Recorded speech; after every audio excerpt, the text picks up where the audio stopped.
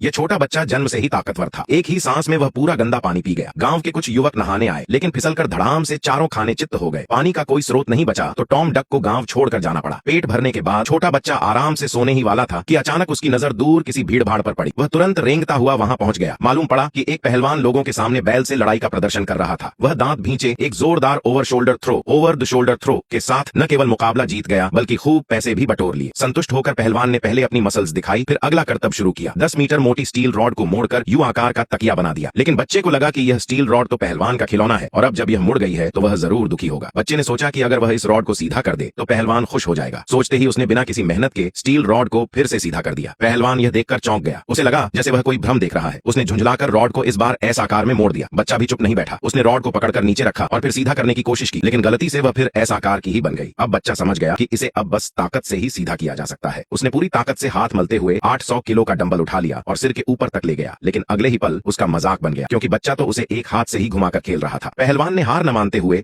अपनी खास कला दिखाई, लेकिन बच्चा चेन बॉल से करतब दिखाने लगा। फिर असली मुकाबला शुरू हुआ। पहलवान ने लोहे की गेंद के साथ हाथों के बल खड़ा होना शुरू किया तो बच्चा 2 हाथ हवा में छोड़कर सिर्फ लोहे की गेंद से बैलेंस करते हुए खड़ा हो गया। यह दृश्य देखकर दर्शक तालियों से गूंज उठे। पहलवान को यह बर्दाश्त नहीं हुआ तो उसने धमाकेदार प्रदर्शन की ठान ली। एक हाथ में डंबल, एक में हथौड़ा और पैरों से बॉल को किक मारते हुए फाइनल टक्कर देने निकला। लेकिन तब हुआ सबसे बड़ा ट्विस्ट। बच्चे ने ताली बजा दी और पहलवान ने देखा कि पास में रखा पिग्गी बैंक पैसे से भरा गुल्लक भरा पड़ा है। पहलवान बहुत खुश हुआ। उसने बच्चा देखकर मुस्कुराया और उसे गुल्लक का आधा हिस्सा दे दिया। बच्चा खुशी से झूम उठा। अब उसके पास पैसे थे और वह अपने पसंदीदा खिलौने खरीद सकता था।